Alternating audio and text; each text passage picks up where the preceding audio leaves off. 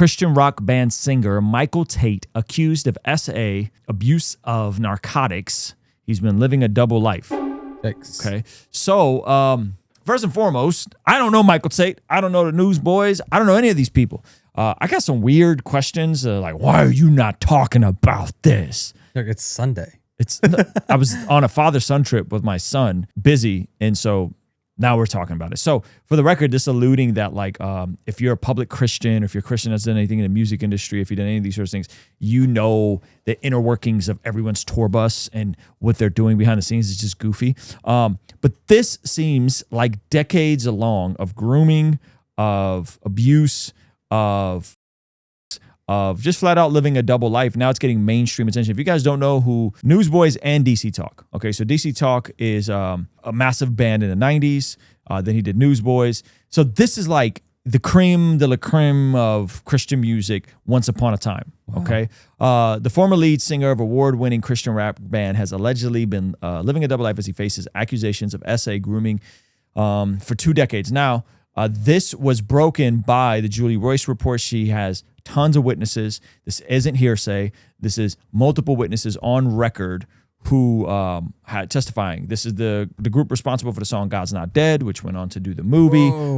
This is so I'm shocked that like this would be your childhood, in my opinion. But apparently, you came a little after their peak. Yeah, this is massive, massive, massive. DC Talk, Toby Mac. Massive world. You know who Toby Mac is, right? Okay, so this is the band that got him popping. This is the band that got him popping. Toby Mac came from Newsboys? Michael Tait came out of DC Talk, and then he had Newsboys. He was a part of 2 iconic Christian rock bands. Yeah. That's crazy. Michael Tait, who served as a frontman of Newsboys for 16 years before leaving in January, allegedly abused alcohol and drugs before inappropriately touching several people, according to an investigation report from Christian media, Julie Royce. The Newsboys' current members, Jody Davis, Duncan Phillips, Jeff Frankenstein, and Adam Agee addressed the allegations against their former bandmate on Friday. Now, there was some reports of this dude being in situations on their tour bus, getting drunk, doing drugs on their tour bus.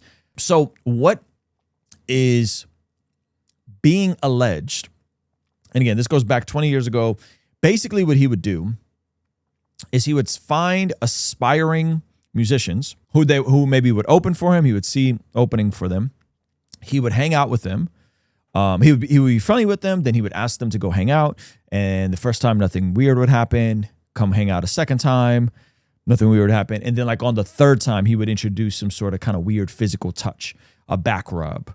And then a back rub would be like we're in the hot tub together. Then we're skinny dipping in the hot tub together. And then before you know it, like he's touching dudes' junk. He's grabbing dudes in an inappropriate way. And so there was like this was a process. This wasn't like an instant thing, right? Yeah, system. And so this would happen over the course of months and months and months. And the guys that did the article, one of the dudes confronted him and he like apologized and stopped talking to him, cut him off. And this happened with multiple dudes. And it was sad because some of these dudes were in other bands and the bands would tease them about it because they thought it was funny. And like all along, Michael Tait touch your junk? Yeah, and all along these dudes had experienced SA, you know? So it's like to be essayed as a dude. Yeah. So this is the statement that the band put out. Last night our hearts were shattered when we read the news alleging drug abuse and inappropriate sexual actions by our former lead singer, Michael Tait. While Michael Tait has not addressed these allegations, we are devastated even by the implications. First and foremost, our hearts are with the victims who have bravely shared their stories. If you are a victim, we urge you to come forward. We absolutely do not condone any form of SA. The band members described themselves as fathers and husbands who were left horrified, broken, and angered over the allegations. Tait, 59, allegedly confessed that he had been living a double life when he left the group. Now, here was the talk around this dude. The talk around this dude, even by folks who came on the pod, was that he was a same-sex dude. He was a same-sex attracted dude. Mm-hmm. That was kind of known within certain Christian circles. Everyone was like, oh, he's died into himself. No, he was fooling with dudes behind the scenes. Oh, okay. What came out was substantially worse. Now, again, I just heard of this a couple months ago. I had a guest on who told me off the record, these are some of the things they were dabbling in. A lot of these dudes who are in Christian music ain't really Christian, you know, and that was now what came out was 100 times worse, right? Decades of intentional grooming, of escalation of physical touch into inappropriate stuff. Tait announced he was departing Newsboys on January 16 after a TikToker, Azariah Southworth, made a viral post claiming the singer was same-sex attracted. The post reached over 250,000 views before it was removed from the platform for violent extremism, which is weird that TikTok would take that down. Tait didn't address the viral TikTok in his decision to leave the band. And so he put out a statement, left in January, the Newsboys, but clearly there was some correlation there. Yeah. Right now, I don't remember that going viral, but apparently, like, this has been talked about. Tait joined Newsboys in 2009 after having been the lead singer for Christian rap trio DC Talk. Tait allegedly befriended multiple people while on tour, including 3 men in 2004, 2010, 2014, respectively. 2 of the men, who were all 22 years old when they met Tait, 59, claimed they were offered alcohol and they woke up to the singer allegedly fondling them. Whoa. Third man alleges Tait offered him cocaine on the Newsboys tour bus, gave him back massage in a hot tub, and was invited to his king-size bed where the vocalist began to touch him non-consensually, the outlet reported. Newsboys were nominated for the Grammy Awards in 92 and 2003. They have been nominated for 30 Dove Awards. The band appeared in the movie God's Not Dead as themselves, performing a concert attended by the main character. The sad part about all of this is someone that people grew up listening to. This is someone that people grew up idolizing. This is someone that people celebrated, and he was living a double life. And it just goes to show that you can be a public-facing Christian while privately just completely wilding out and doing unimaginable things to other people. And it's terrible, but the question is going to come up, and I'm not trying to implicate anybody in this, but who was complicit?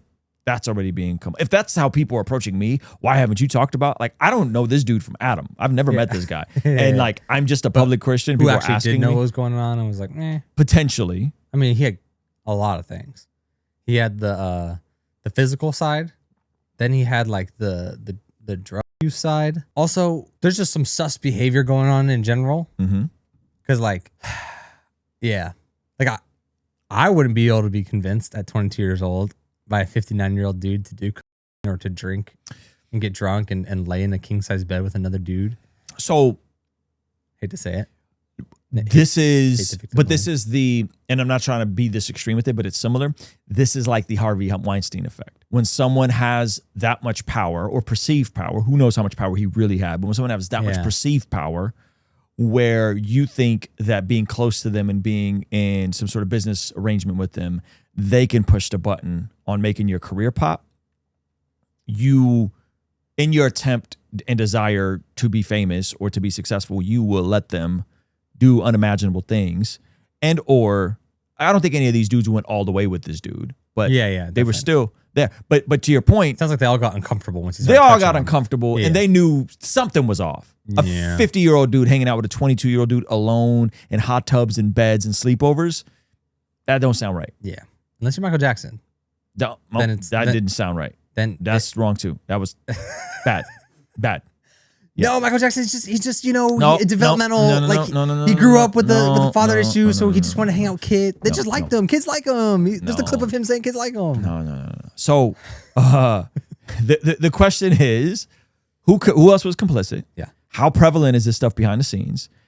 And what responsibility do people, men, brothers in the faith, have towards other people who, I don't know how else to say it, but I'm not trying to put victim blame, might be thirsty for an opportunity and are willing to put themselves in compromising positions. Yeah. Right?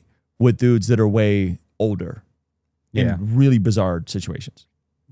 You know what I mean? Like I have young men at my church, and I don't even really like being alone with, like, they'll come over and lift weights. They'll be around my family just because I don't want anything to even look weird. You know what I mean? The reason I'm paranoid. Bro, because one allegation, right?